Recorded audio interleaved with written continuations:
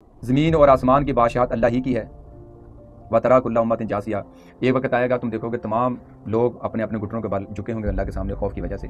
तो अगर कोई बंदा इस चीज़ का इरादा कर लेता है कि मानूंगा नहीं या शुकूक व शुबात में पढ़ने का उसका इरादा है, उसका मामला और है, उसके लिए कोई निशानी काम नहीं करती। यानी तीन चीज़ों का इस एक आइडियालॉजी है, उसके अंदर तीन चीज़ें हैं, यानी खालिक का इनकार, रसालत का इनकार और आखिरत का इनकार।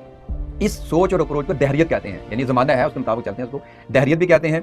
और जो इस फलसफे को मानता है उसको दहरिया कहा जाता है। और आम तौर पर अगर इंसानी तारीख देखी जाए तो वहाँ गलबा जिस नज़रिए का रहा है वो पैगम्बर को मानने वालों का ही रहा है। इस कायनात को एक अल्लाह ने तख्लीक किया है और उसके बाद वो बनाकर ला ताल्लुक नहीं हो गया, नहीं, खालका समावात वल युदब्बिरुल अम्र, इंसान की ज़िंदगी मौत पर ख़त्म नहीं होती। एथीज़म ये कहता है कि बस मट्टी हो गया इंसान, खत्म होगी कहानी। तो इस्लाम ये कहता है, इल्हामी तालीमात ये कहती हैं कि इंसान की ज़िंदगी मौत पर ख़त्म नहीं होती बल्कि इसके बाद शुरू होती है। जिस तरह इल्हामा इकबाल का शेर है कि गाफिल समझता है मौत को इख्तिताम ज़िंदगी है, ये शाम ज़िंदगी सुबह दवाम ज़िंदगी।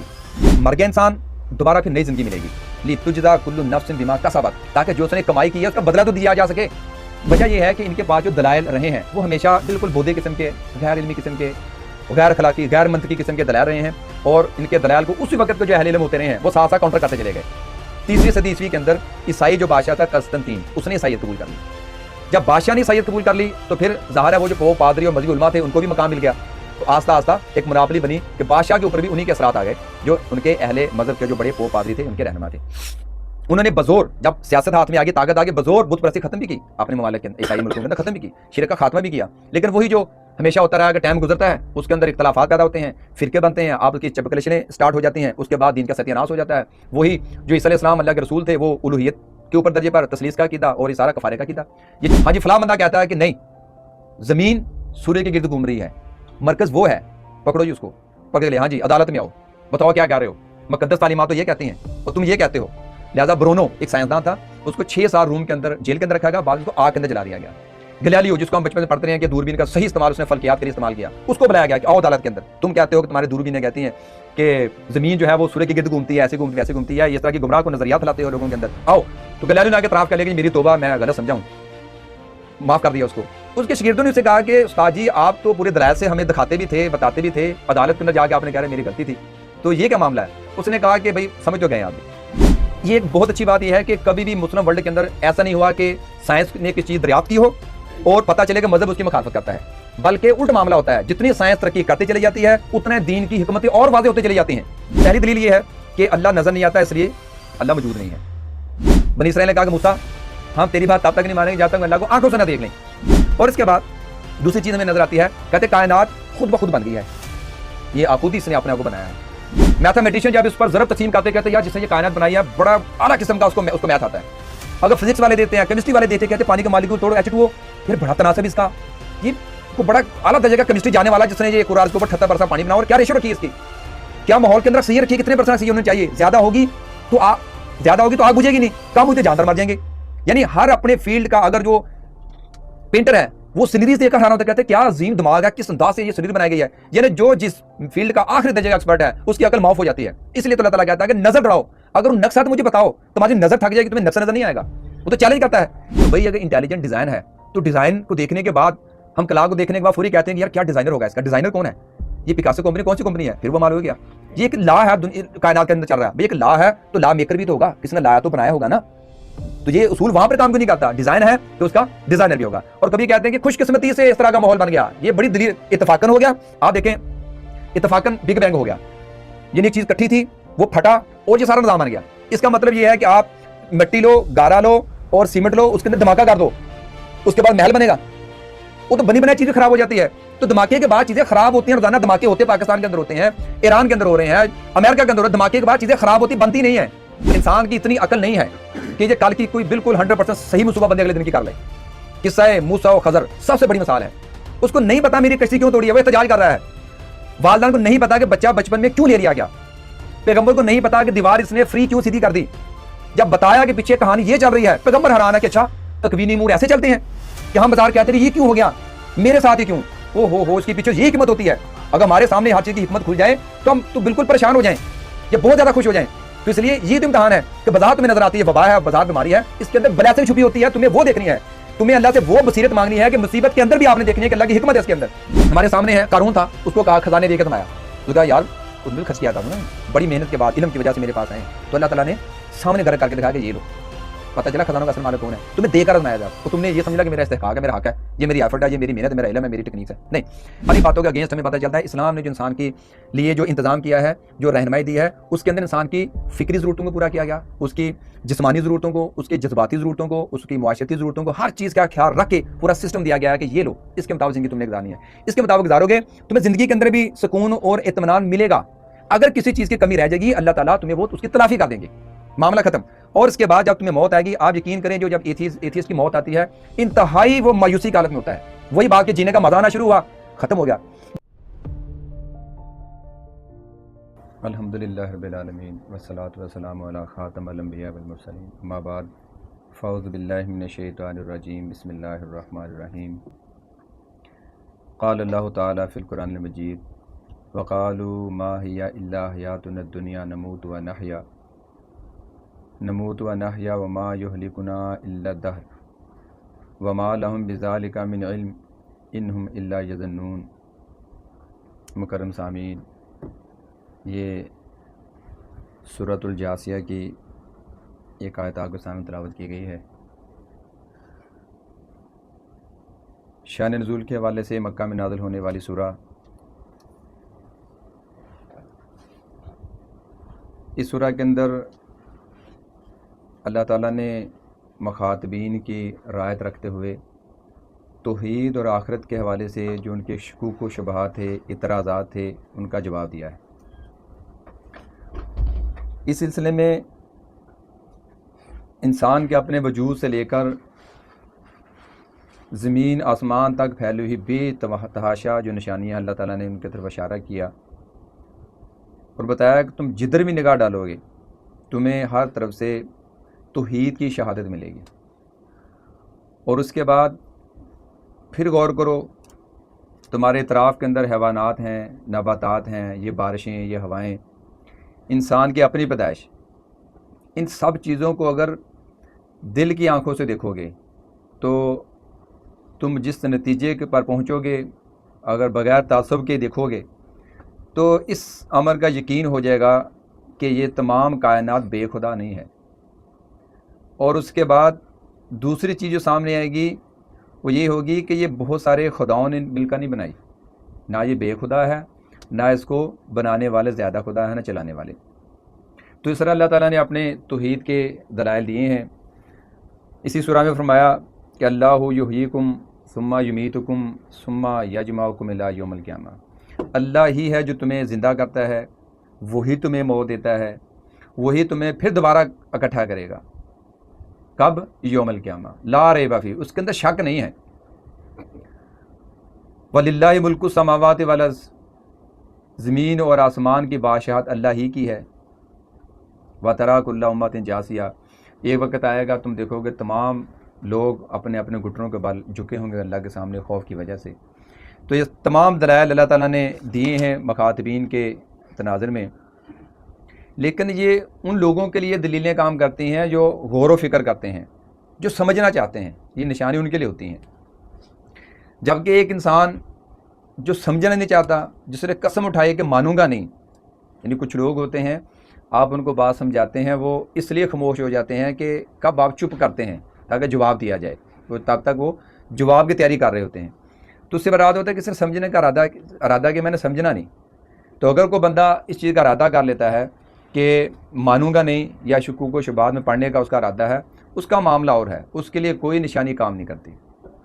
تو تلاوت کردہ آیت جس میں اللہ تعالیٰ فرماتے ہیں, مشرکین مکہ کا ایک انداز بیان کیا ہے, ایک ذکر کیا ان کے کلمات کا, اس کو ہم ترجمے کے ساتھ سمجھتے ہیں, اس کے بعد اس کو گہرائی سے دیکھتے ہیں کہ اس کے اندر پیچھے فلسفہ کیا تھا, نظریہ کیا تھا.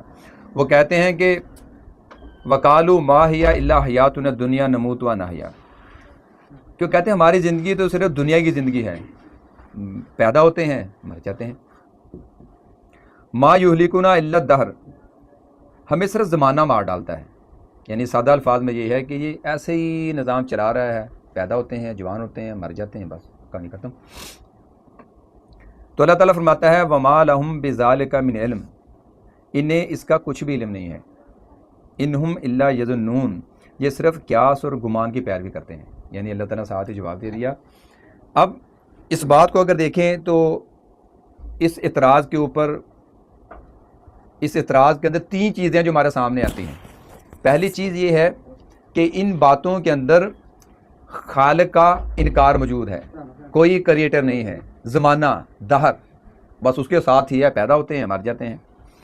دوسری بات یہ ہے انکار آخرت، کہ مر گئے کھیل ختم ہو گیا. اور تیسری بات رسالت کا انکار. یعنی 3 چیزوں کا اس ایک آئیڈیالوجی ہے، اس کے اندر 3 چیزیں ہیں، یعنی خالق کا انکار، رسالت کا انکار اور آخرت کا انکار. اس سوچ اور اپروچ کو دہریت کہتے ہیں. یعنی زمانہ ہے اس کے مطابق چلتے ہیں، اس کو دہریت بھی کہتے ہیں. اور جو اس فلسفے کو مانتا ہے اس کو دہریہ کہا جاتا ہے، اور انگلش میں اس کو ایتھیزم کہا جاتا ہے. تو یہ قدیم دور کے اندر یہ 2 انتہائی رہی ہیں. ایک ہوتا تھا ایتھیزم، دوسرا ہوتا تھا پولیتھیزم. ایتھیزم کے مراد کوئی خالق نہیں ہے، کوئی حساب کتاب نہیں، کوئی پیشی نہیں. پولیتھیزم سے مراد یہ ہے کہ یہ کائنات کو مختلف چھوٹے بڑے خدا مل کے چلا رہے ہیں، اور کبھی اس در کے اوپر، کبھی اس در کے اوپر، کبھی در بدر یہ سلسلہ. یعنی ہم جانتے ہیں قوم نوح سے لے کر محمد صلی اللہ علیہ وسلم تک، اور وہاں سے لے کر آج تک یہ یعنی شرک کا غلبہ. کبھی پیروں کے سامنے جھک رہے ہیں، کبھی امیروں کے سامنے جھک رہے ہیں، کبھی درگاہوں کے اوپر، کبھی درباروں کے اوپر. یعنی اللہ کی بجائے اللہ کے بندوں کو داتا، دستگیر، غوث الاعظم، مشکل شاہ، حاجت روا سارے القابات دیے جا رہے ہیں. یحبونہم کحب اللہ. تو یہ دونوں چیزیں دونوں کنڈیمیبل ہے، ایتھیزم بھی پولیتھیزم بھی، دونوں قابل مذمت رہے ہیں.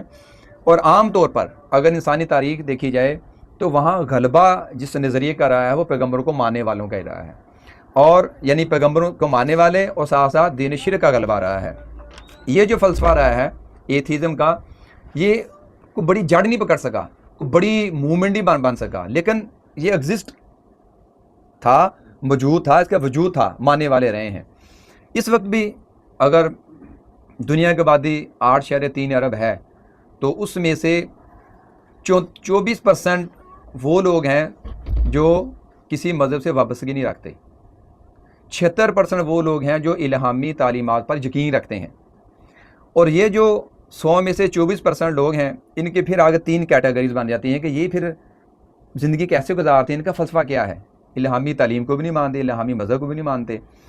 تو اس کی پھر 3 کیٹیگریز ہیں. ایک تو ہے سیکولرزم. سیکولرزم یہ ہے کہ وہاں انسان مذہب کو ماننے کا دعویٰ کرتا ہے، کھانے کے اندر لکھے گا میں ہندو ہوں، میں کرسچن ہوں، مسلم ہوں، لیکن عملی طور پر وہ اس کو کیا کرتا ہے کہ مذہب کو سماجی طور پر نہیں لیتا، اور اس کے بعد اس کو ریاستی سطح کے اوپر اس کو اپلائی نہیں کرتے. وہ کہتے ہیں کہ جمہوریت اہم ہے، جو لوگ جس طرح کا قانون چاہتے ہیں بس اس طرح کا ان کو بنا دو. یعنی مذہب کو صرف گرجے تک، چرچ تک، مسجد تک رکھو، اس کو معاشرے کے اوپر لے کر آنا، ریاست کے اوپر لے کے آنا، یہ کام نہیں ہوگا. یہ سیکولرزم ہے. اور اس کے بعد ایگنوسٹکس ہوتے ہیں. یہ وہ لوگ ہوتے ہیں، ایگنوسٹک کا مطلب ہوتا ہے لا ادری، لا علمی. یعنی وہ کہتے ہیں کہ اللہ تعالیٰ کا وجود یا عدم وجود ہم اس کو اس بحث میں پڑھتے ہی نہیں، ہمیں یقین نہیں ہے کہ وہ ہے کہ نہیں ہے. اس کو ایگنوسٹکس کہتے ہیں. یہ بھی دنیا کے اندر موجود ہے، وہ فخر سے کہتے ہیں میں ایگنوسٹکس ہیں. اور اس کے بعد ڈیزم والے آتے ہیں. یہ وہ لوگ ہیں جو کہتے ہیں کہ اس کائنات کا خالق ہے، اس نے تخلیق کیا نظام تخلیق کرنے کے بعد وہ اس کے بعد اس کا معاملہ ختم ہو گیا. جس طرح ایک اے سی بنانے والے اے سی بنا دیا، گھڑی والے نے گھڑی بنا دی، اس کے بعد اس کا سلسلہ ختم، خود ہی چل رہی ہیں. یہ ڈیزم والے ہیں. اور اس کے بعد ایتھیزم والے آ گئے، یعنی کسی خدا یا الہامی وجود پر بالکل یقین نہیں رکھتے، اور بالکل سینے پر ہاتھ مار کر کہتے ہیں کہ ہم ایتھیسٹ ہیں. اور ان کی تعداد دنیا کے اندر 7% ہے. یہ ایک اچھی خاصی تعداد ہے ان کی. تو اب یہ ایک سوسائٹی کے اندر، دنیا کے اندر یہ بھی ازم چل رہے ہیں. تو اس سے پہلے کہ ہم ان کی جو دلائل ہے ان کا تحلیل و تجزیہ کریں، تو ہم اس سے پہلے یہ دیکھیں گے کہ اللہ تعالیٰ نے جو آسمانی ہدایت اس دنیا میں عطا فرمائی ہے وہ کیا ہے. اس کے بعد ہم ان کا تجزیہ کریں گے، اس کو ڈائسیکٹ کریں گے. اللہ تعالیٰ نے جو آسمانی ہدایت انسانوں کو دی ہے وہ بنیادی طور پر 3 عقائد کے اوپر مشتمل ہے. پہلی چیز توحید ہے، رسالت ہے، آخرت ہے.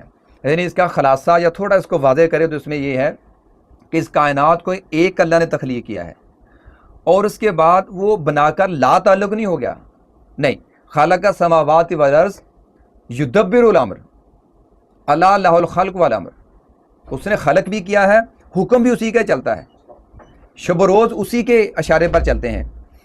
اور دوسری بات، اللہ تعالیٰ نے انسان کو بنانے کے بعد اس کے اندر خیر اور شر کی تمیز رکھی ہے۔ آپ اس کو اخلاقیات کہہ لیں، آپ اس کو ایتھکس کہہ لیں، موریلٹی کہہ لیں، یہ اللہ تعالیٰ نے ودیت کی ہوئی ہے انسان کے اندر، آپ اس کو دین فطرت کہہ لیں۔ جس طرح اللہ تعالیٰ فرماتے ہیں فطرت اللہ التی فطر الناس علیہ ہے، اللہ کی بنائی ہوئی فطرت جس پر اللہ نے لوگوں کو پیدا کیا ہے، یعنی اس کے اندر یہ چیزیں اللہ تعالیٰ نے ودیت کی ہیں۔ فَأَلْهَمَهَا فُجُورَهَا وَتَقْوَاهَا، یہ اس کو کوئی بھی وہی اس کے تک نہ پہنچے، لیکن اس کے اندر خیر اور شر کی تمیز ہے، اس کے اندر ایک بیپ کی آواز آتی ہے جب یہ غلط کام کرتا ہے، جھوٹ بولتا ہے، چوری کرتا ہے، ڈاکہ ڈالتا ہے، کسی کی جان مال اور آبرو پر ہاتھ ڈالتا ہے، اندر سے ایک بیپ کی آواز آتی ہے، اس کو آپ اس کا ضمیر کہہ لیں، آپ اس کو فطرت کہہ لیں، یہ اللہ تعالیٰ نے اس کے اندر ودیت کیا ہوا ہے۔ اس کے بعد جو اگلا معاملہ آتا ہے، اللہ تعالیٰ نے انسان کی رہنمائی کے لیے ایک اور مزید قدم یہ اٹھایا کہ انسانوں میں سے لوگوں کو چنا، ان کو پیغمبر اور رسول بنا کر ان کے اندر مبعوث کر دیا۔ کیوں؟ لَقَدْ كَانَ لَكُمْ فِي رَسُولِ اللَّهِ أُسْوَةٌ حَسَنَةٌ، تاکہ ان کو پتہ چلے یہ جو کچھ محدود مخصوص زندگی ہے یہ گزارنی کیسے ہے۔ انسان کے سامنے اگر ماڈل موجود ہو تو اس کو پھر وہ کام کرنا ذرا آسان ہو جاتا ہے، ورنہ یہ ناممکنات میں سے لینا شروع کر دیتا ہے۔ اور اس کے بعد چوتھا معاملہ جو یہ ہے کہ انسان کی زندگی موت پر ختم نہیں ہوتی۔ ایتھیزم یہ کہتا ہے کہ بس مٹی ہو گیا انسان، ختم ہوگی کہانی۔ تو اسلام یہ کہتا ہے، الہامی تعلیمات یہ کہتی ہیں کہ انسان کی زندگی موت پر ختم نہیں ہوتی بلکہ اس کے بعد شروع ہوتی ہے۔ جس طرح علامہ اقبال کا شعر ہے کہ غافل سمجھتا ہے موت کو اختتام زندگی، ہے یہ شام زندگی صبح و دوام زندگی، یہ جو اب زندگی کی شام ہوتی ہے، جو دوام والی زندگی اس کا آغاز ہو رہا ہوتا ہے۔ تو لہذا وہاں پر معاملہ ختم، جبکہ الہامی تعلیمات یہ کہتی ہیں اس کے بعد معاملہ شروع ہو جاتا ہے۔ اللہ تعالیٰ فرماتے ہیں کہ خالق الموت والحیات لیبلوکم ایکم احسن عملا، یہ زندگی اس لیے دی تھی تاکہ تمہیں چیک کیا جائے، ٹیسٹ کیا جائے تم میں سے کون اچھے کام کر کے واپس میری طرف آتا ہے۔ لہٰذا یہ امتحان کے خاتمے کا دن ہوتا ہے موت، اور نتیجے کا دن اس کے لیے آغاز ہو جاتا ہے۔ جس طرح اللہ کے نبی علیہ السلام فرماتے ہیں من مات فقط قامت قیامتہ، جس کو جو مر جاتا ہے اس کی قیامت قائم ہو جاتی ہے، اس کو کسی بڑی قیامت کا انتظار نہیں کرنا۔ بعض اوقات ہم بھی ایک عادی سے ہو جاتے ہیں کہ پتہ نہیں قیامت کب آئے گی، روز چھوٹی چھوٹی انفرادی قیامتیں ہمارے اطراف کے اندر اعلان بھی ہوتے ہیں، سوشل میڈیا بھی دیکھتے ہیں، اخبارات بھی، چھوٹی چھوٹی قیامتیں نظر تو آ رہی ہیں۔ تو اس لیے جو مر جاتا ہے گویا اس کی قیامت قائم ہو چکی ہوتی ہے، وہ اپنے اعمال نامہ لے کر اللہ کے سامنے پیش ہو جاتا ہے، اس کو بڑی قیامت کی انتظار نہیں کرنا پڑتا اس کو۔ تو لہذا دوبارہ مر گیا انسان، دوبارہ پھر نئی زندگی ملے گی، لِتُجْزَىٰ كُلُّ نَفْسٍ بِمَا كَسَبَتْ، تاکہ جو اس نے کمائی کی ہے اس کا بدلہ تو دیا جا سکے۔ اگر اس نے امتحان میں ڈالا ہے تو دنیا کے اندر کوئی ایسا امتحان نہیں ہے جس کا بعد میں نتیجہ نہ نکلے۔ کسی بڑے کو بڑی ذمہ داری دی جاتی ہے تو اس کے بعد اس کا حساب کرنے والے بھی ہوتی ہے، احتساب کمیٹی بھی ہوتی ہے کہ یہ ذمہ داری دی گئی تھی، اتنے فنڈز دیے گئے تھے، کہاں خرچ کیے۔ تو اس لیے اگر امتحان اس نے ڈالا ہے تو نتیجہ بھی ہے اس کے بعد۔ اور اس کے بعد اگر وہ اپنا یہ زندگی کا دورانیہ اس نے دین فطرت کے اوپر، دین وحی پر عمل کر کے گزارا ہے، ایک احساس جواب دہی کے ساتھ گزارا ہے، اپنے خالق کے بھی حقوق پورے کیے، مخلوق کے ساتھ بھی احسان کا رشتہ رکھا، تو پھر وہ مرنے کے بعد ابدی بادشاہت کا مستحق قرار دیا جاتا ہے۔ اور اس کے بعد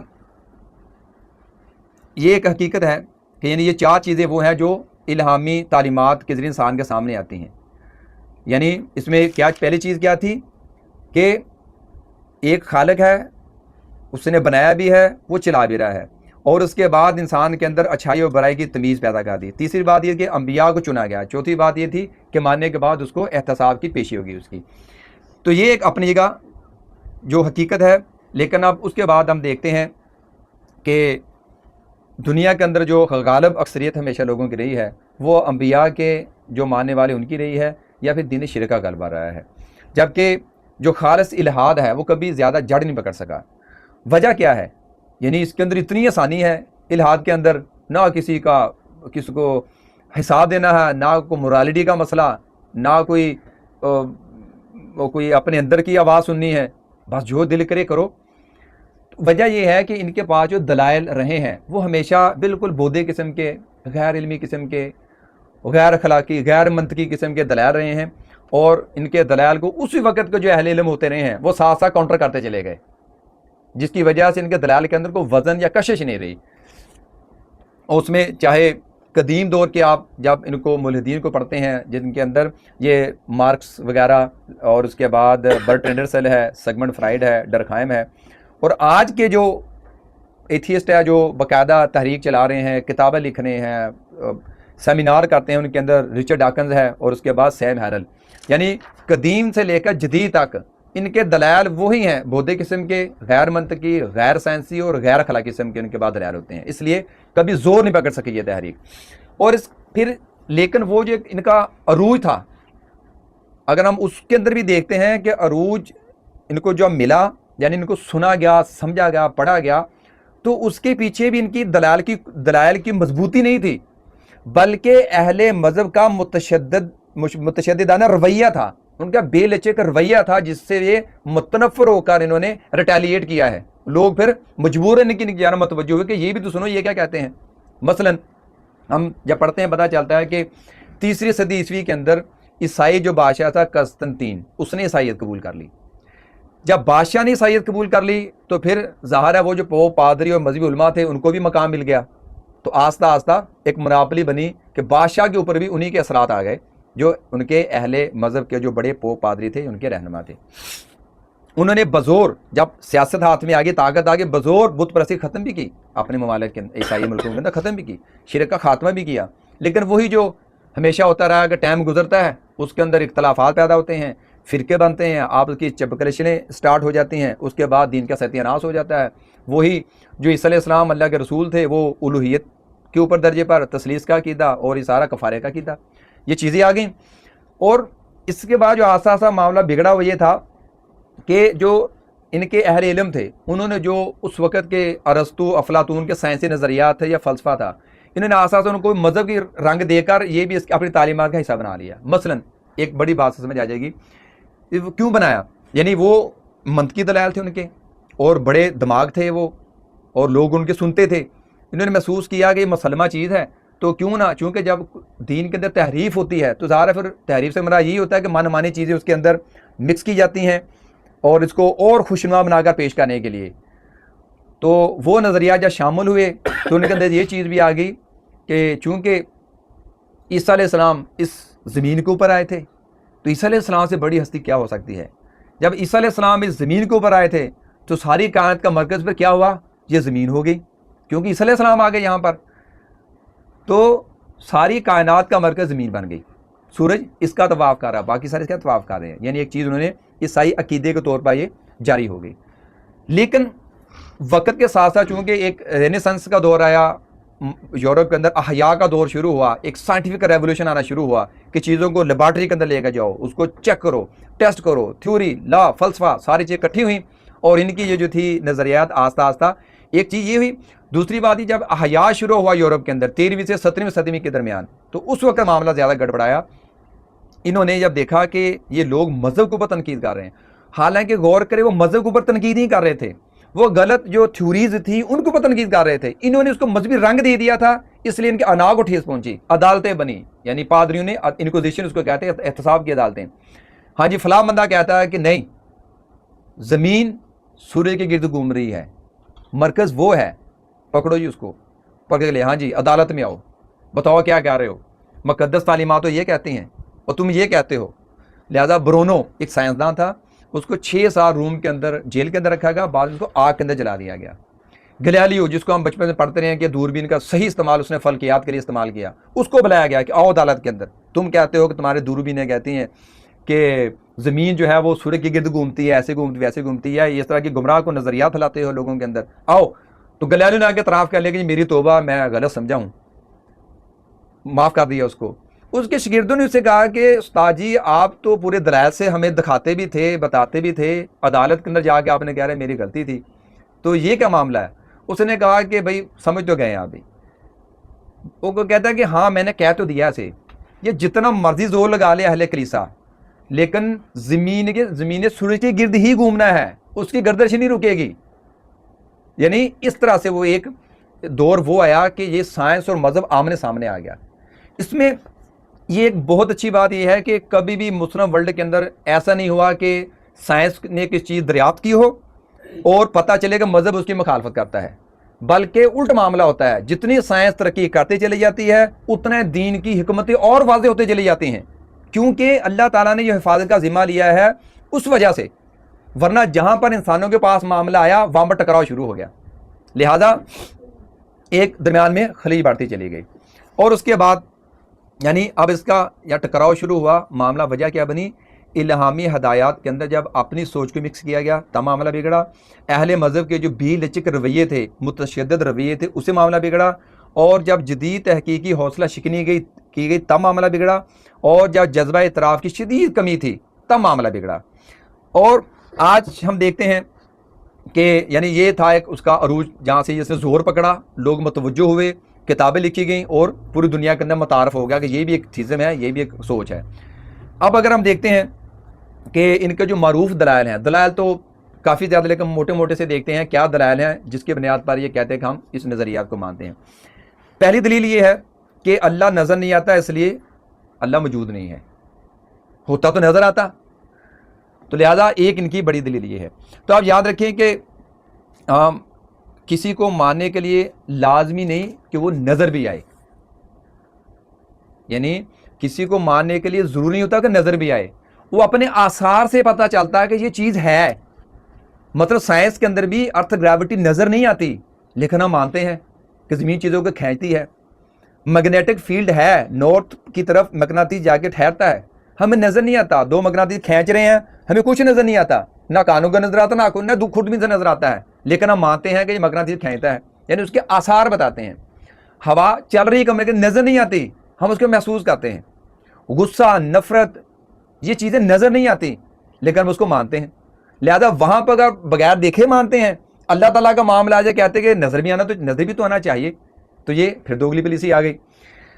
تو یہ چیز جو ہے یہ محسوس پرستی، یہ بنی اسرائیل کا روگ بھی رہا ہے، یعنی اہل کتاب قوموں کا روگ بھی رہا ہے. جس طرح ہمیں یاد ہے کہ لن نؤمن کا حتی نری اللہ جہرا، بنی اسرائیل نے کہا کہ موسیٰ ہم تیری بات تب تک نہیں مانیں گے جب تک اللہ کو آنکھوں سے نہ دیکھ لیں. وہ ہمیں بعد میں پتا ہے جب پھر اللہ نے جھلک ڈالی تو پھر ہوا کیا. ایک چیز اللہ تعالیٰ نے کیپیسٹی رکھی نہیں انسان کے اندر، جب وہ اس کے اندر کیپیسٹی پیدا کرے گا میشر کے بعد یہ دیکھ لیں گے اللہ تعالیٰ کو. جنہوں نے بغیر دیکھے نہیں ماننا وہ دیکھ کے بھی نہیں مانتے. ہمارے سامنے تاریخ ہے انسان کی معلوم تاریخ، دکھاؤ معجزہ، دکھا دیا معجزہ، جادو ہے جی، شاعری ہے.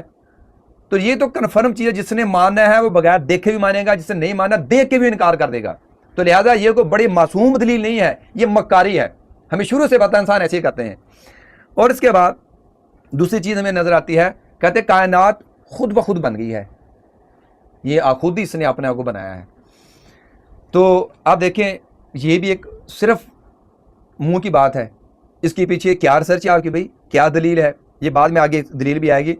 تو بالکل غلط بات ہے. کائنات اپنے بنانے والے کا سب سے بڑا تعارف ہے کہ یہ کائنات اپنے منہ سے بتاتی ہے مجھے کس نے بنایا ہے.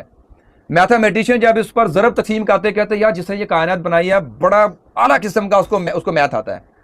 اگر فزکس والے دیتے ہیں، کیمسٹری والے دیتے ہیں، کہتے ہیں پانی کے مالیکول توڑو H2O، یار بڑا تناسب اس کا، یہ کو بڑا اعلیٰ درجے کا کیمسٹری جانے والا جس نے یہ قرآن کے اوپر 78% پانی بنا، اور کیا ریشو رکھی ہے اس کی، کیا ماحول کے اندر اکسیجن رکھی ہے، کتنے % اکسیجن ہونی چاہیے، زیادہ ہوگی تو آگ بجھے گی نہیں، کم ہوئی تو جاندار مر جائیں گے.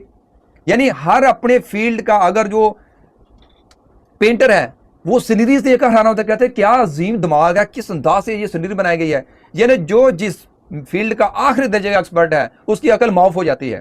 اس لیے تو اللہ تعالیٰ کہتا ہے کہ نظر دوڑاؤ، اگر وہ نقص ہے تو مجھے بتاؤ، تمہاری نظر تھک جائے گی، تمہیں نقصہ نظر نہیں آئے گا. وہ تو چیلنج کرتا ہے. اس لیے یہ جو بات ہے کائنات اپنے بنانے والے کا تعارف ہے. کیسے؟ ہم کسی کے آگے کہتے ہیں کہ یہ لو موبائل، وہ فری کہتا ہے جی ہاں جی پرو میکس فلانا آئی فون کمپنی کا ہے، یہ موبائل اچھا یہ ٹچ یہ اسٹیو جابز کی ایجاد ہے، یہ فیس بک ہے اچھا مارک زکربرگ، اچھا ٹیسلا کی بات کر رہے ہیں، الیکٹرک کار کی بات کر رہے ہیں، ایلون مسک کی بات کر رہے ہیں. یعنی فوری ہمیں اس کمپنی کا ذہن کے اندر آتا ہے، اس کے بنانے والے کا ڈیزائنر کا ذہن میں آتا ہے کہ یار بلڈنگ دیکھتے ہیں पाकिस्तानी हिंद मीनार देखा, ये किसने बनाया था? अच्छा मुगल बादशाह ने बनाया था। ये मीनार पाकिस्तान, अच्छा ये उसने बनाया था। ये घंटाघर फैसलाबाद का, अच्छा ऊपर लिखा हुआ कि किसने बनाया था, किस दौर में बनाया था, उसकी डेट ऑफ बर्थ भी सामने आ जाती है, बनाने वाले का भी ज़हन में आता है। यानी हम कोई भी चीज़ देखते हैं तो फौरी बनाने वाले पर तनकीद करते हैं या उसको तारीफ करते हैं। तो लिहाजा इंसान काज और इफेक्ट के बगैर नहीं चलता। वो कहता है एक चीज़ गिरी है, आवाज़ तब आई है, काज था, उसके असरात हैं, तो लिहाजा ऑटोमेटिक कैसी चीज़ होगी? कोई मीनार नहीं बना, कभी कोई हमारे सामने ऐसी चीज़ बनी नहीं ऑटोमेटिक, तो ये पहले से कब से बन गई है? ना पहले ऑटोमेटिक चीज़ को बनी, ना हमारे सामने अब एआई का दौर है, एजेंडे की आईडी आ गई, एआई आ गई, तो पता चलता है कि फलां अदारा है, वो जो फलानी कंपनी वो इसको कंट्रोल करती है, वो ये उसने डिस्कवर किया है, उसने दरियाफ्त किया है, तो फौरी पीछे जाते हैं ये किसने बनाया है।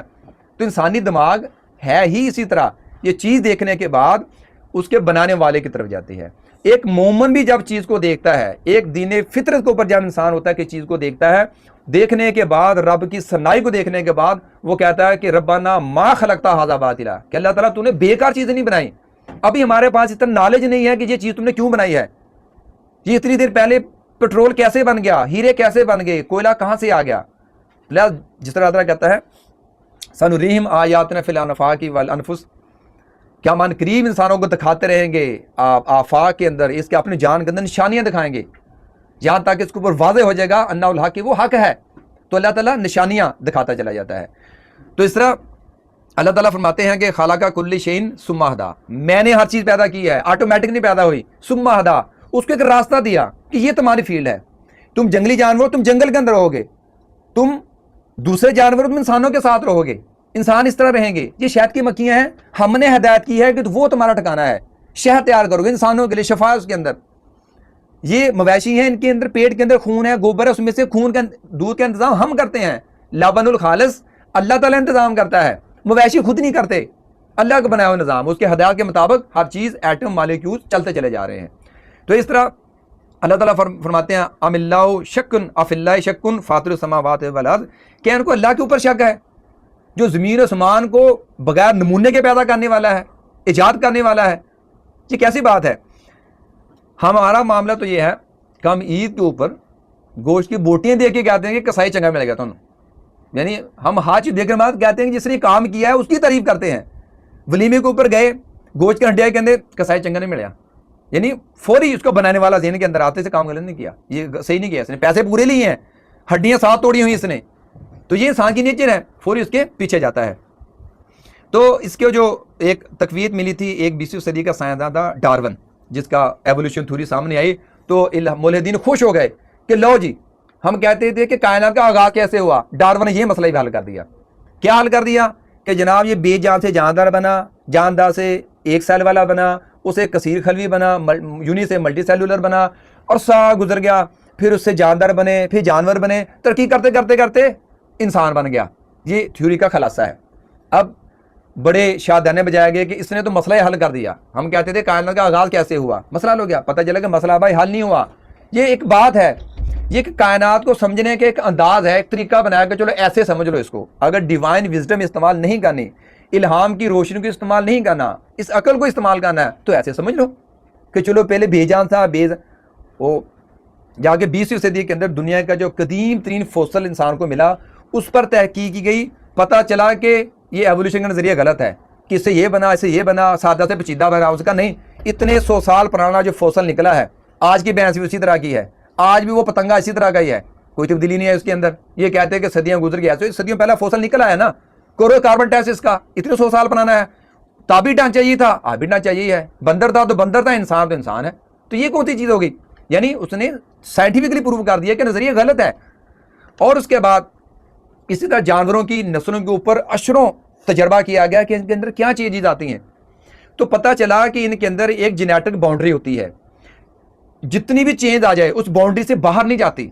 मछली ने मछली ही रहना है, उसने बकरी नहीं बनना, छलांग लगा के परिंदा नहीं बनना उसने, इंसान बंदर ने बंदर ही रहना है। उसके जेनेटिक, अब जेनेटिकल इंजीनियरिंग तो अरूज के ऊपर है, फसलें बनती हैं, गंदम बनती है, वो कभी ये नहीं होता है गंदम से वो कुछ और उसको चीज़ बना दे, गंदम से गंदम ही निकलेगी, लेकिन वो अच्छी कमज़ोर, वो उसकी खूबियाँ खामियाँ जो भी उसके साथ शामिल है, मॉडिफिकेशन कर लेंगे, लेकिन गंदम ने गंदम रहना है, दूसरी स्पीशी के अंदर तब्दील नहीं होगी। तो लिहाजा फौसल के ऊपर तजर्बे किए गए, अशरों तक जानवरों की नस्लों के ऊपर तजर्बा कर देखा गया, पता चला कि नहीं, बतख ने गैंडा नहीं बांधना, मछली ने बकरी नहीं बांधना, उसने वही रहना है। तो लिहाजा इसकी वो जो थ्योरी थी वो थ्योरी थी, ला नहीं बना, उसके ऊपर कोई बड़ी तामीर नहीं हुई। यानी और कभी कहते हैं कि ये महज इत्तफाक से सारा बन गया, या बात का मामूली, ये कहते हैं मैं इत्तफाकन सारा बन गया, जबकि अल्लाह ताला फरमाता है व खलकना कुल्लु शैइन बिकदर, हमने हर चीज़ एक मुकर्रर पैमाना, तयशुदा मनसूबा, हकीमाना तरतीब के साथ पैदा किया है। हर चीज़ अल्लाह ताला ने एक पैमाने के साथ पैदा किया है, इत्तफाकन कुछ नहीं हुआ। और उसके बाद कभी कहते हैं कि गौर करने के बाद नहीं, ये इंटेलिजेंट डिज़ाइन है, एक इंटेलिजेंट डिज़ाइन है। तो भाई अगर इंटेलिजेंट डिज़ाइन है तो डिज़ाइन को देखने के बाद, हम कला को देखने के बाद फौरी कहते हैं कि यार क्या डिज़ाइनर होगा इसका, डिज़ाइनर कौन है, ये पिकासो कंपनी कौन सी कंपनी है, फिर वो मालूम हो गया ये एक लॉ है कायनात के अंदर चल रहा है। भाई एक लॉ है तो लॉ मेकर भी तो होगा, किसने लाया तो बनाया होगा ना, तो ये उसूल वहाँ पर काम क्यों नहीं करता। डिज़ाइन है तो उसका डिज़ाइनर भी होगा। और कभी कहते हैं कि खुशकिस्मती से इस तरह का माहौल बन गया, ये बड़ी दलील इत्तफाकन हो गया। आप देखें इत्तफाकन बिग बैंग हो गया, यानी एक चीज़ इकट्ठी थी वो फटा और ये सारा निज़ाम बन गया। इसका मतलब ये है कि आप मिट्टी लो, गारा लो और सीमेंट लो, उसके अंदर धमाका कर दो, उसके बाद महल बनेगा। वो तो बनी बनाई चीज़ भी खराब हो जाती है।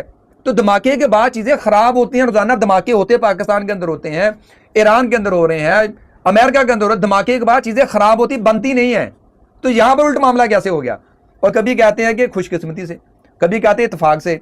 अब इत्तेफाक से मुराद ये है आप फजा के अंदर स्याही या रोशनाई फेंके, वो वापस आके गिरे तो लामा इकबाल की एक गज़ल तैयार हो जाएगी, गालिब की गज़ल तैयार हो जाएगी। कोई भी नहीं मानता, कहते नहीं ऐसे स्याही के अंदर धमाका करेंगे तो बाकी माहौल भी खराब हो जाएगा, गालिब की गज़ल कहाँ से आ जाएगी। तो लेकिन ये चलते हैं दलीलें बड़े धड़ल्ले के साथ पेश होती हैं। और कभी कहते हैं कि आस्ता आस्ता आस्ता ऐसे हो जैसे डार्विन की थ्योरी है, कभी आस्ता आस्ता, कभी अचानक, कभी इत्तफाकन, कभी खुशकिस्मती। कभी कहते हैं कि नेचुरल फोर्सेस हैं जो सारा काम कर रही हैं। तो ये सारे एक 5-6 किस्म के ये चीज़ें दलाइल उनके पास होते हैं जिनकी बुनियाद कोई नहीं, ये बस पेश करने के लिए है। और आखिरी बात बयान करने में बात को ख़त्म करेंगे कि अगर कहते हैं कि अगर अल्लाह है तो दुनिया के अंदर इतना जुल्म क्यों है, दुख क्यों है। आप कहते हो गॉड बड़ा मर्सीफुल है, वो रहम करने वाला है, तो दुनिया के अंदर तकलीफ़ें, दुख, हादसे फिर ये क्यों है। इससे पता चला कि नहीं, कोई भी नहीं है, आप ऐसी बात कर रहे हो। तो मामला ये है कि वो जगह जहाँ पर दुख ना हो, तकलीफ़ ना हो, माजी का गम ना हो, फ्यूचर के अंदेशे ना हो, भाई वो जगह ये दुनिया नहीं है। अगर हम अपने डिवाइन विजडम के देखते हैं, इल्हामी तालीमात को देखते हैं, उसके मुताबिक जो दुनिया दारुल इम्तिहान है, यहाँ पर दुख भी होंगे, यहाँ पर इंसान को फ्री विल दिया है, आज़ादी, अख्तियार, इक़्तिदार और अपनी आज़ादी को पूरा इम्प्लीमेंट करने का भी उसका माहौल दिया जाता है। क्यों? ताकि कल अल्लाह ताला के सामने ये उज़्र पेश ना करे कि अल्लाह ताला ये कैसा इम्तहान था, मैंने कुछ किया भी नहीं हो, आप अपनी इल्म की बुनियाद पर मुझे कह रहे हो कि आपका ये ठिकाना है। नहीं, पूरा मौका दिया जाता है कि करो जो करना है। अल्लाह ताला गुद्दी से आगे नहीं पकड़ेगा, फरिश्ते गुद्दी से नहीं पकड़ेंगे ये क्यों कर रहे हो, नहीं, ये इम्तहान की मसलत है कि आप अख्तियार है, आप इसको इस्तेमाल कर लो। तो इसलिए इम्तहानी नुक्ता नज़र से, इम्तहानी पर्सपेक्टिव से इंसान को आज़ादी दी गई है, अख्तियार दिया गया है, इक़्तिदार दिया गया है। यही तो इसका इम्तहान है कि वो किस तरह अपनी आज़ादी और अख्तियार का दुरुस्त इस्तेमाल करता है, बगैर दुनियावी कानून के डर से, अल्लाह से डरते हुए। ये तो इम्तहान है। तो लिहाजा अगर ये जंगें होती हैं, सैलाब आते हैं, तकलीफ़ें आती हैं, वबाएँ आती हैं, क्योंकि दुनिया दारुल इम्तहान है। यहाँ अल्लाह ताला ने इंसान के 2 इम्तहान रखे हैं, या तो सब्र का है या शुक्र का है। सब्र का इम्तहान वो कैसे लेगा। फ़र्ज़ करो किसी इंसान को बे औलाद रखा, औलाद दी, बिगड़ गई, खुद को ऐसा मसला बन गया पूरी ज़िंदगी साथ चलेगा, ज़हनी मसला बन गया, अपाहज हो गया, किसी तरह भी अल्लाह ताला आज़मा सकता है इंसान को। तो उसने फिर अपने बंदों की मिसालें दी साथ कि देखो ये मेरे अयूब थे, ये देखो मेरे इब्राहीम थे, ये देखो मेरे यूनुस थे, ये आदम अलैहिस्सलाम थे। तो अगर अयूब अलैहिस्सलाम को अल्लाह ताला ने बेतहाशा नवाजा तो वो अल्लाह का हर दम शुक्रिया अदा करते और लोगों से कहते हैं कि तुम भी अल्लाह ताला का शुक्र अदा किया करो। लोग कहते हैं कि भाई साहब कब्र का हाल तो मुर्दा ही जाने, आपको तो अल्लाह ने सब कुछ दिया है, 5 घी के अंदर है, और हमें कहते हैं कि शुक्र अदा करो, तुम्हारा बनता है तुम करो, तो हमारा हाल तो देखो। तो अल्लाह ताला को ये लोगों का ये कहना पसंद ना आया, तो अल्लाह ताला ने पहले उसको अगर शुक्र का नमूना बनाया था, उसके बाद सब्र का नमूना बनाने के लिए अल्लाह ताला को जल्दी बीमारी दी, जो عموماً کوڑ کا مرض کہا جاتا ہے. 17 سال کی اگر مرض لگا تو اس دوران سارا معاملہ بکھر گیا, گھاٹے, اولاد چلے گئے, بیگماں چھوڑ کے چلے گئے, اہل محلہ چھوڑ کے چلے گئے, پتہ نہیں کیا گناہ ہو گیا ایوب سے. دیکھو اللہ کا وبال آ گیا, دیکھو یہ کیا ہو گیا, اس کو ضرور کو گناہ ہوا ہوگا. یعنی پھر جب امتحان پورا ہو گیا, وہی بات جو پہلے کی تھی, جس نے نہیں مانا اس نے نہیں ماننا. اس نے پہلے بھی نہیں مانا کہ شکر ادا کرنے کہتا ہے, اس نے بعد میں صبر کیا تو پھر بھی دوڑ گئے کہ ہمیں جلدی بیماری نہ لگ جائے. تو نتیجہ اللہ تعالیٰ نے کہا کہ امتحان پورا ہو گیا, انا وجدناہ صابرا, ہم نے ایوب کو صبر کرنے والا پایا, اور اس کے بعد ہم نے سارا کچھ واپس کر دیا اس کو. یہ تو اللہ تعالیٰ نے بندوں کا انتخاب کیا تھا کہ اس کو نمونہ بنانا تھا, کہ لوگ یہ نہ کہیں کہ اگر سب کچھ ہے تو لوگ دیکھیں سب کچھ پانے کے بعد انسان یا تو نہ شکرہ بن جاتا ہے یا پھر وہ باغی بن جاتا ہے.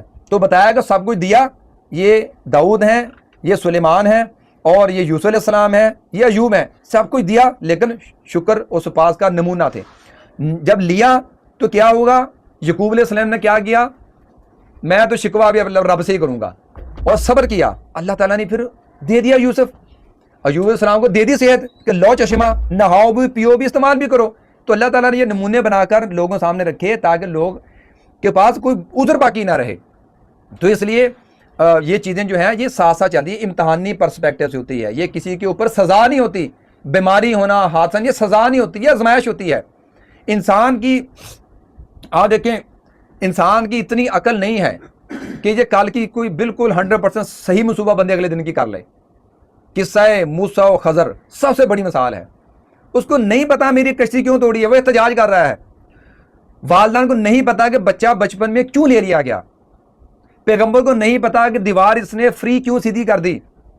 جب بتایا کہ پیچھے کہانی یہ چل رہی ہے, پیغمبر حیران ہے کہ اچھا تکوینی امور ایسے چلتے ہیں کہ ہم بازار کہتے ہیں کہ یہ کیوں ہو گیا, میرے ساتھ ہی کیوں, او ہو اس کے پیچھے یہ حکمت ہوتی ہے. اگر ہمارے سامنے ہر چیز کی حکمت کھل جائے تو ہم تو بالکل پریشان ہو جائیں, یہ بہت زیادہ خوش ہو جائیں.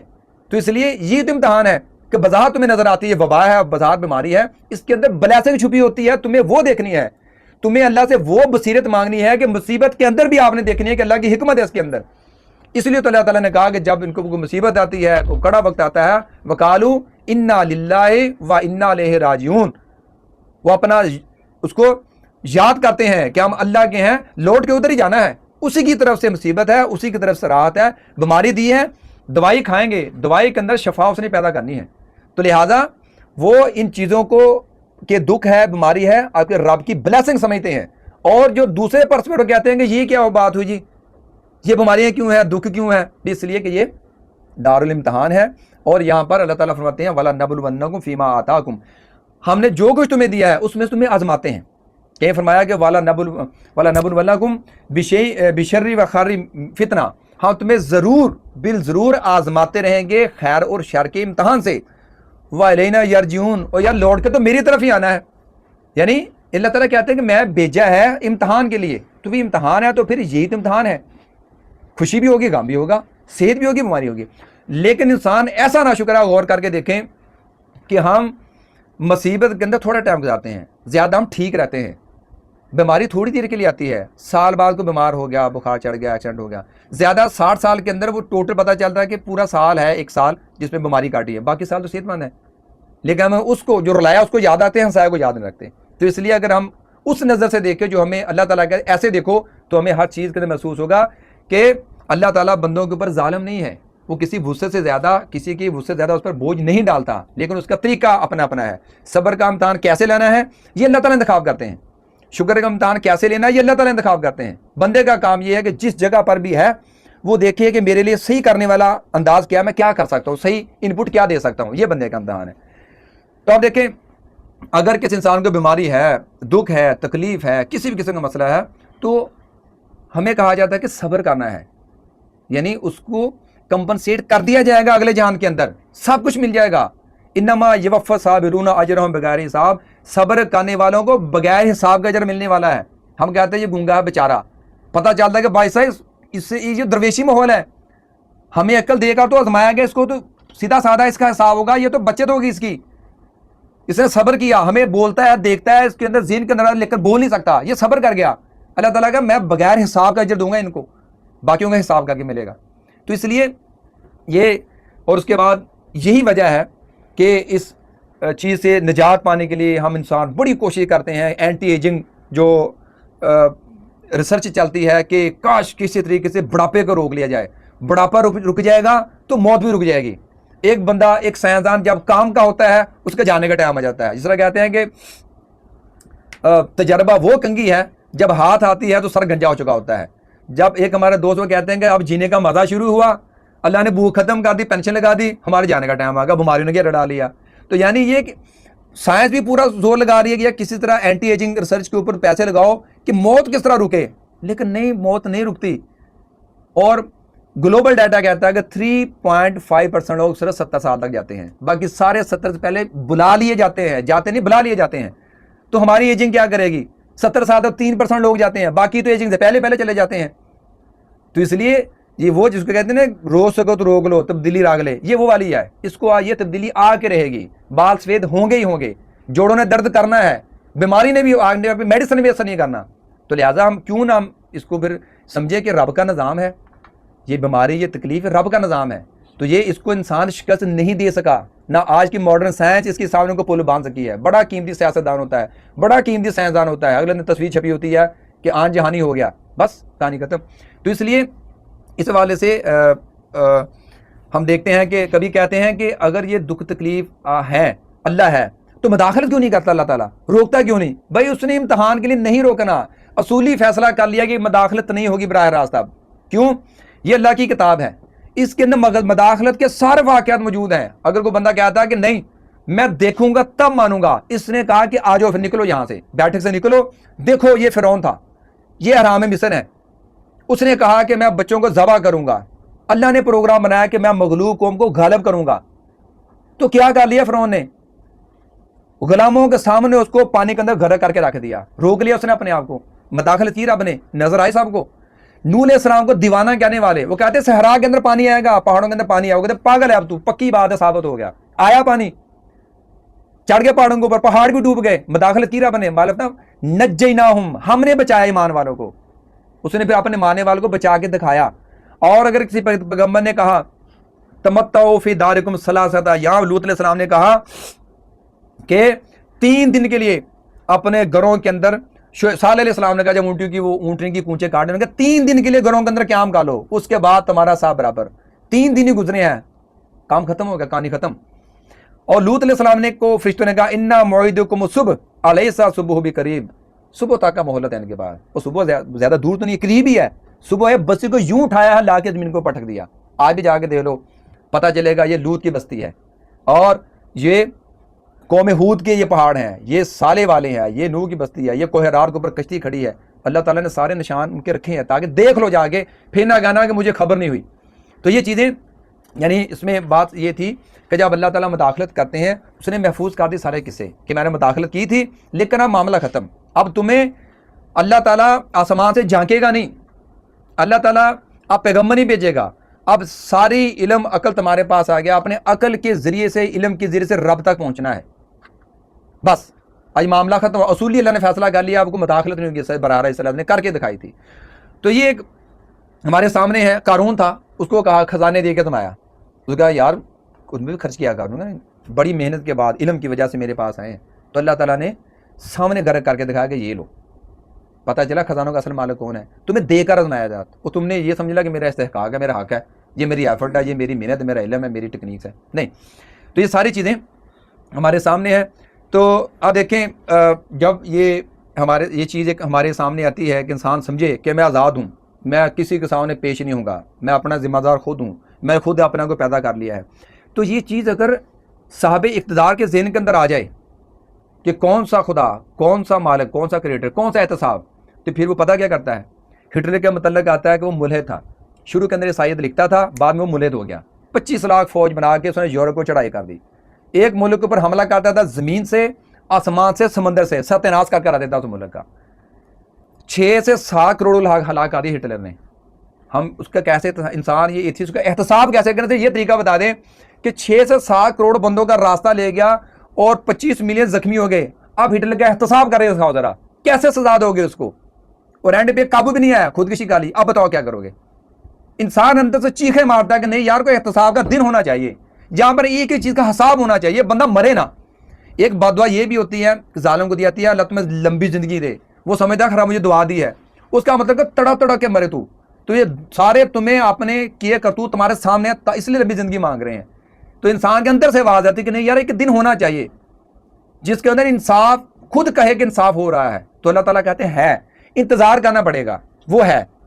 और उसके बाद ये चीज़ जोसेफ स्टालिन, सोवियत यूनियन का जो जिसने मार्क्सिज्म सोशलिज्म को आगे बढ़ाया लेनिन के बाद, तो उसने एक ग्रेट पर्ज के नाम से ऑपरेशन किया अपने सोवियत यूनियन के अंदर। जो उसके मुखालफिन थे 10 लाख बंदा मार के सफाया कर दिया जो मुखालफिन थे। इसके सामने कौन एहतसाब करेगा? उसका दुनियावी अदालत है ही उसकी। लिहाजा जब एहतसाब का डर जेन के अंदर ना हो तो फिर 10 लाख मारो, 6 करोड़ मारो, मसला ही कोई नहीं। और ये चीज़ अगर इनफरादी तौर पर, मुआशरती तौर पर किसी जेन के अंदर आ जाए कि अच्छा कोई एहतसाब नहीं, कानून से बच गए, तो फिर बच्चे की बचत है। अगर देखिए इंसान को ये कहा गया है कि जहाँ दो है तीसरा अल्लाह है, जहाँ तुम एक हो दूसरा साथ अल्लाह है, तुम्हारे दाएं बाएं फरिश्ते तुम्हारे किरामन कातिबीन यालमूना तफ़ाल लिख रहे हैं। और अल्लाह ताला इल्म के लिहाज से हर जगह तुम्हें दे, वो असमी है, अल अलीम है, अल बसीर है। तो लिहाजा उसके डर से तुम्हें बदी से बचना है। तो कितने बुराइयों से इंसान बच जाता है, उसको कोई शबीर नहीं देखता, कोई कैमरा नहीं देखता, कहता नहीं यार अल्लाह ताला कहता है कि ये गलत है तो मैं दारू नहीं पीऊँगा, चाहे मैं मेरे अब्बाजी नहीं देख रहे, कैमरे के अंदर नहीं आ रहे, नहीं ये गलत है। तो वो इसलिए बचता चला जाता है, जिना से इसलिए बच जाता है, देखता तो कोई नहीं है लेकिन नहीं अल्लाह ताला देख रहा है, बच जाता है। और जहाँ पर ये चीज़ ख़त्म हो जाए उसके बाद क्या आता है? उसके बाद फ्रीडम ऑफ चॉइस, कि जो चाहे मैं दिल करूँ, जो मेरा दिल करे मैं करूँगा। हालांकि इंसान को फ्रीडम ऑफ चॉइस नहीं है, फ्रीडम ऑफ रिस्पॉन्सिबिलिटी है। इसको कहा गया है कि खाओ पियो, कुलू वशरबू वला तुसरिफू, जिम्मेदारी का मुजाहरा करो, उतना खाओ जितनी ज़रूरत है, तय्यब चीज़ें खाओ, गलत चीज़ें ना खाओ, हराम चीज़ें ना खाओ। हर चीज़ के ऊपर अल्लाह ताला ने बताया कि तुम्हें जिम्मेदारी से काम करना है। इंसान आज़ाद मखलूक नहीं, जिम्मेदार मखलूक है। इसलिए ये फिर वो कहता है कि हमें फ्री विल है, हमें फ्रीडम ऑफ चॉइस है। और उसके बाद कहते हैं डू व्हाट यू वांट, जो दिल करता करो। कभी स्लोगन नजर आता है अब दिल की सुनो, पता कहता है अच्छा पता इसे क्या मुराद है। इसके पीछे वो ही नजरिया काफिर में होता है कि किसी की नहीं सुननी, देखो दिल क्या कहता है वो करो तुम बस। और कभी कहते, कभी आप देखें LGBT तहरीक के मखसूस किस्म के झंडे होते हैं, वो कौसे कदा से बनी होती है, यानी हम जिन्स परस्ती के वो निशानी है, उसको बड़ी अच्छी से प्रमोट किया जा रहा है। और कभी चाइल्ड स्टार बच्चे पैदा होते हैं, यानी जिसके अब्बे का पता ही नहीं, कोई निकाह का इदारा नहीं, उसको कहते हैं लिविंग रिलेशनशिप, या यानी बगैर निकाह के हैं और मर्द और इकट्ठे आ रहे हैं और बच्चे भी पैदा हो रहे हैं और किसी कहीं भी अंदराज भी नहीं है और अपने तौर पर शादी की हुई है, उसमें जो बच्चे पैदा होते हैं उसको कहते हैं चाइल्ड स्टार है ये। तो ये एक पूरी खेप सामने नज़र आ रही है। और उसके बाद क्या कहते हैं कि अब वहाँ पर जहाँ पर इन चीज़ों का जोर है वहाँ पर फार्मों के ऊपर वालिद का खाना ही ख़त्म कर दिया, सिर्फ वालदा का खाना लिखो। वो तो पक्की बात है इसकी वालदा है ही, अब्बे का पता नहीं वो कौन था। तो लिहाजा ये चीज़ें, यानी जो कब कहते हैं कि मोरालिटी अखलाकियात ख़त्म। इंसान छोटे छोटे किड्स होम में रहता है, जब बड़ा हो जाता है ओल्ड हाउस के अंदर चला जाता है। ज़िंदगी किड्स होम के अंदर ख़त्म शुरू हुई, ओल्ड होम के अंदर ख़त्म हो गई। ये है एथिज़म का ये जो रिज़ल्ट हमारे सामने नज़र आता है। और उसके बाद ना सूद रहता है, ना शराब कोई गलत चीज़ है, शराब फैशन बनती है, सूद बिजनेस बन जाता है। क्योंकि जब आपने ये देखना है कैसे ज़्यादा इकट्ठा करें तो फिर हलाल हराम क्या होता है, मोरालिटी क्या होती है। तो इसलिए कानून वो बनेगा जो आवाम चाहती है। आवाम आपको पता क्या चाहती है, आज़ादी मांगती है, कोई पूछने वाला ना हो, जो दिल करे वो करें, को रोकने वाला ना हो। जबकि इन सारी बातों के अगेंस्ट हमें पता चलता है इस्लाम ने जो इंसान के लिए जो इंतज़ाम किया है, जो रहनुमाई दी है, उसके अंदर इंसान की फ़िक्री ज़रूरतों को पूरा किया गया, उसकी जिस्मानी ज़रूरतों को, उसके जज्बाती ज़रूरतों को, उसकी मुआशरती ज़रूरतों को, हर चीज़ का ख्याल रख के पूरा सिस्टम दिया गया है कि ये लो, इसके मुताबिक ज़िंदगी तुमने गुजारनी है, इसके मुताबिक गुजारोगे तुम्हें ज़िंदगी के अंदर भी सुकून और इत्मीनान मिलेगा। अगर किसी चीज़ की कमी रह जाएगी अल्लाह ताला तुम्हें वो उसकी तलाफ़ी कर देंगे, मामला ख़त्म। और इसके बाद जब तुम्हें मौत आएगी, आप यकीन करें जो जब एथियस्ट की मौत आती है इंतहाई वो मायूसी की हालत में होता है। वही बात कि जीने का मज़ा आना शुरू हुआ, ख़त्म हो गया। यानी एक बंदा ट्रेन के पास खड़ा है, एक बंदे को पता कि मेरी मंजिल वो है, उसकी खुशी क्या है उसका अंदाज होता है। एक ट्रेन के पास खड़ा, उसको पता नहीं मैंने जाना किधर है, मरने के करीब है, एक बिलीवर मर रहा है, एक दूसरा मर रहा है, उसको वो कहते हैं यार अभी तो आए थे, अभी बचपन महसूस कर रहे थे, पता चला कि बूढ़े भी हो गए, बाल खत्म हो गए, दांत खत्म हो गए, गोडे खत्म हो गए, ये क्या हुआ, अभी तो मैंने हासिल ही किया था, इसको एंजॉय तो किया ही नहीं। تو دوسرا بندہ کہتے ہیں کہ بھائی جو ملا تھا امانت تھی اللہ تعالیٰ کی، تو لہذا اب کریٹر سے ملنے کا ٹائم آ گیا، اس کو خوشی ہوتی ہے، اس لیے اللہ تعالیٰ فرماتے ہیں تتنزل علیہم الملائکہ، ہاں فرشتے بھیجتے ہیں اس کی تسلی کے لیے، اللہ تخافوا ولا تحزنوا، نہ خوف نہ غم، وابشروا بالجنۃ التی کنتم توعدون، جو فرشتے تم سے وعدے کیا کرتے تھے نا اس کا پورا کا دن آ گیا، تو لہذا اس کی صبح و دوام شروع ہو جاتی ہے، اور یہ سوچ رکھنے والا ہے جو کہتا ہے کہ اختتام ہے، اس کا واقعی اختتام ہی ہوتا ہے، اس کے بعد دوسرا معاملہ شروع ہونے والا ہوتا ہے۔ تو یہ چیزیں ہمارے سامنے، اب ہمارے کرنے کے کام یہ ہیں کہ یہ ظاہر یہ نظریات مارکیٹ کے اندر ہوتے ہیں، چلتے ہیں، اہل علم کا دلائل بھی دیتے ہیں، توڑ بھی کرتے ہیں، بڑا زبردست معاملہ چلتا رہتا ہے، کچھ نظریات اٹھتے ہیں اپنی موت مر جاتے ہیں، کچھ کبھی کتابوں کے زندہ رہتے ہیں۔ یہ تو اللہ تعالیٰ نے انسان کو چونکہ آزادی دی ہے، اللہ تعالیٰ دیکھیں ابلیس کو برداشت کر رہا ہے، اس نے صاف انکار کہ میں سجدہ نہیں کروں گا، اللہ تعالیٰ نے اس کو برداشت کیا ہوا ہے، تو لہٰذا نظریات ہوتے ہیں، تو اہل علم اس کا اچھے طریقے سے جواب بھی دیتے ہیں اور دوسرے اس کو برداشت بھی کرتے ہیں۔ تو جس طرح اللہ کہتے ہیں کہ لا یزال المختلفین، اختلاف ختم نہیں ہوتا، اختلاف چلتا رہتا ہے، لیکن یہ لوگ بھی یہ سوچ اپروچ یہاں تو نہیں ہے، لیکن جہاں پر ہیں یہ بھی دشمن نہیں ہے ہمارے، یہ ہمارے مدعو ہیں، ان کے ساتھ بھی تعلق خیر خانہ ہونا چاہیے، نہ کہ نفرت والا معاملہ ہونا چاہیے۔ اور اس سے ہم یہ ہے کہ اللہ کے دین کو سنا سنایا کی بجائے اس کو خود پڑھنا چاہیے، ہمیں اپنے دین کو خود پڑھنا چاہیے، اس پر خود غور و فکر، سیرت کو خود پڑھیں، سنت کو خود پڑھیں، اللہ کی کتاب کو خود اپنے ہاتھ میں رکھ کے پڑھیں اس کو اچھے طریقے سے، اور اس کے بعد ہم صرف نظریاتی مسلمان نہ رہیں بلکہ پریکٹسنگ مسلم بنیں، ہم باعمل قسم مسلمان بنیں۔ تو اور اس کے بعد یہ کہ جب اسلام کے اوپر عمل کریں ہمارا رویہ معذرت خانہ نہیں ہونا چاہیے، کنوکشن والا ہونا چاہیے، اعتماد والا ہونا چاہیے، اسلام کو عمل کرنے ہیں اس پر اطمینان ہونا چاہیے، معذرت خانہ والا رویہ اختیار کرنا چاہیے۔ اور پھر یہ کہ یہ ساری چیزیں اپنی طور پہ انسان کو کوشش کرنی چاہیے، اس کے بعد بھی جب تک اپنے خالق اور مالک اور رازق اور معبود سے تعلق مضبوط نہیں ہوتا بات نہیں بنتی۔ اس لیے جب صبح اٹھیں تو کچھ الفاظ ہمیں شعوری طور پر دہرانے چاہیے، اب اس کا مزہ لے کے دیکھیں ذرا، یہ الفاظ ہیں رضیت باللہ ربن، میں راضی ہوں اللہ کے رب ہونے کے اوپر، وبالاسلامی دینا، اور اسلام کے دین ہونے کے اوپر، وبی محمد صلی اللہ علیہ وسلم نبی، اور محمد صلی اللہ علیہ وسلم کے نبی ہونے کے اوپر میں راضی ہوں۔ یہ انسان صبح اٹھ کے یہ کہے گا اس کا دل نور سے بڑھ جائے گا کہ میں راضی ہوں، مجھے کوئی شک نہیں اس کے اوپر، اور پھر صبح اگر آغاز کرتے ہیں تو دن میں پھر اس کا ثبوت بھی دینا ہوتا ہے۔ تو اللہ تعالیٰ سے دعا پروردگار عالم ہمیں جو باتیں کہی گئی ہیں اس پر عمل کرنے کی توفیق مت فرمائے، ربنا تقبل منا انک انت السمیع العلیم۔